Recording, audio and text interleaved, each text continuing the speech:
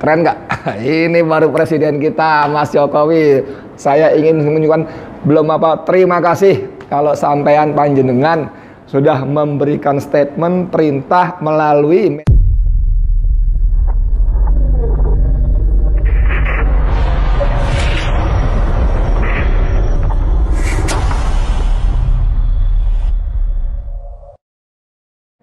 Bismillahirrahmanirrahim. Assalamualaikum warahmatullahi wabarakatuh. Saudara, dengan saya Edi Mulyadi. Saudara, kemarin tanggal 3 Februari saya baca berita dari ID Today, dan saya kira dari banyak media lain juga menulis.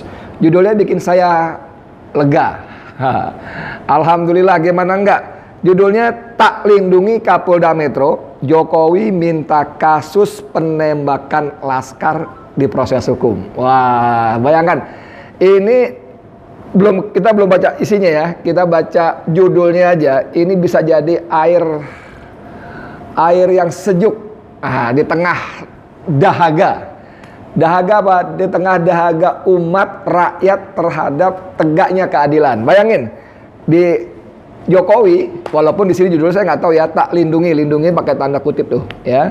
Saya nggak tahu maksudnya apa nih yang nulis wartawan ini. Tak lindungi Kapolda Metro, Jokowi minta kasus penembakan Laskar diproses hukum. Saya baca beritanya ya. Menko Polhukam Mahfud MD mengatakan Presiden Jokowi meminta agar kasus penembakan Laskar FPI oleh polisi diproses secara hukum dengan adil dan transparan. Keren nggak? Ini baru presiden kita, Mas Jokowi. Saya ingin menunjukkan terima kasih kalau sampean panjenengan sudah memberikan statement perintah melalui Menko Polhukam Profesor Mahfud MD. Ini profesor dahsyat sekali ini. Tapi kita nggak bahas dulu ya, kita bahas berita ini. Sampean memerintahkan agar kasus ini diproses secara hukum dengan adil dan transparan. Oke? Laporan Komnas HAM sudah dikirim ke Polri secara resmi untuk ditindaklanjuti, ujar Mahfud MD via pesan singkat pada wartawan Senin. Saudara sekalian, ini betul-betul ada harapan di tengah kekecewaan publik yang sangat dalam terhadap satu, Komnas HAM, dua, tentu saja kepada Kepolisian Republik Indonesia, khususnya dalam hal ini pada Polda Metro Jaya. Bayangkan, dini hari jam 00.30, yang kita tahu kan gitu kan, ada peristiwa pengambilan paksa nyawa 6 anak muda, walaupun versinya 2 lokasi segala macam ya kan, secara paksa oleh aparat negara, yang publik waktu itu bahkan EPI dalam siaran persnya tidak tahu siapa pelakunya. EPI hanya menyebut OTK, orang tak dikenal. Sampai siang harinya Kapolda Metro Jaya Fadil Imran bikin press conference mengatakan dibunuh oleh polisi. Itu publik marah, rakyat marah. Apalagi cuma dengan dalih melakukan perlawanan, kemudian di rekonstruksinya. Lawang kemarin baca berita nggak bahwa ada polisi nembak DPO judi, daftar pencarian orang judi. Nembak itu bisa terancam 6 tahun. 6 tahun. DPO judi. Udah DPO, artinya berkali-kali, ini udah bromocora. 6 tahun. Ini ada anak-anak muda yang nggak jelas masalahnya apa, ditembak gitu aja. Dan semuanya sepertinya biasa saja. Jadi masyarakat, rakyat marah betul.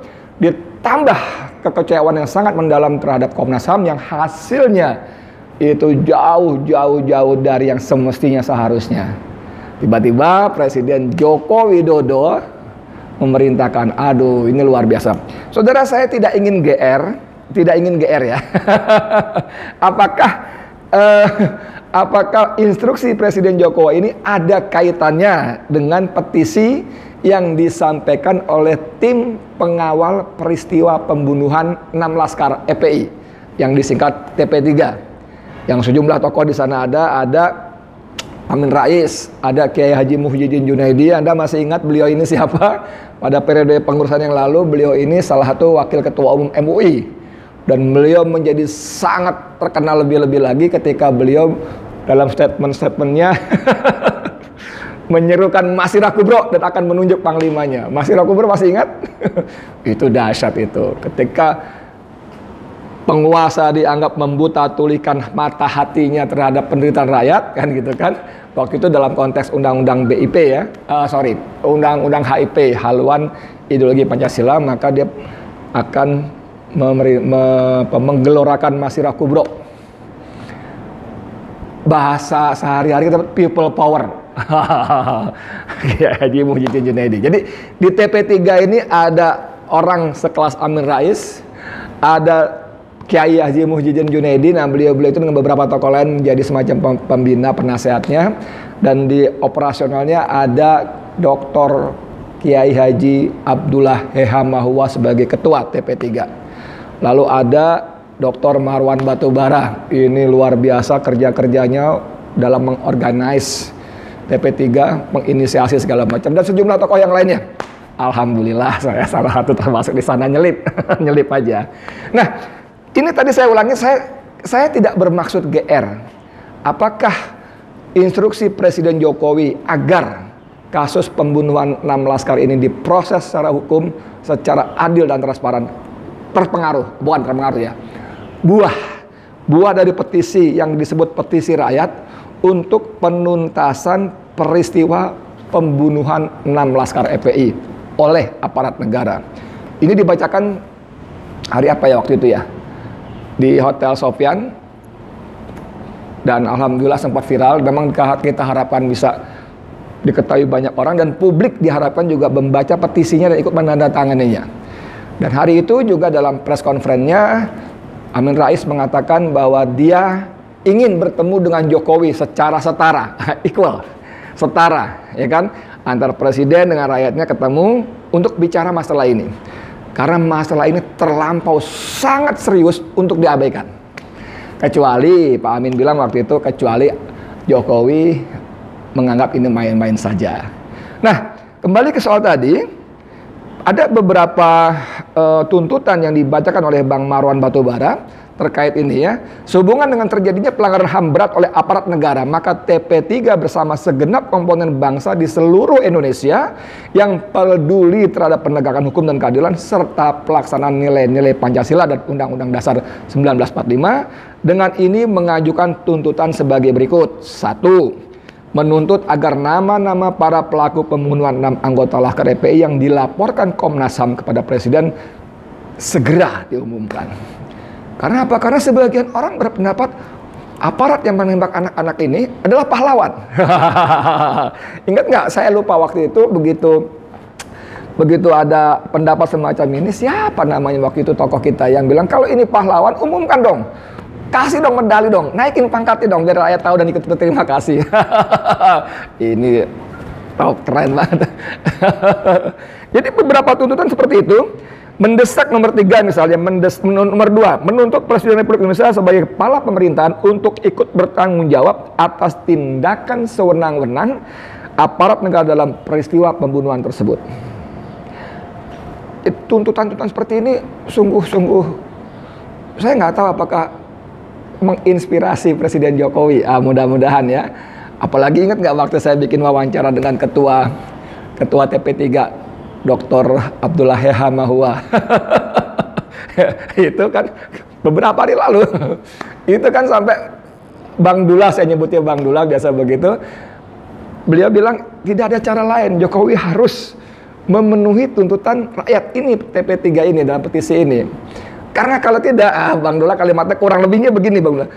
Dia mengingatkan bahwa masa jabatan Jokowi tinggal 4 tahun lagi. Dan 4 tahun lagi itu nggak lama.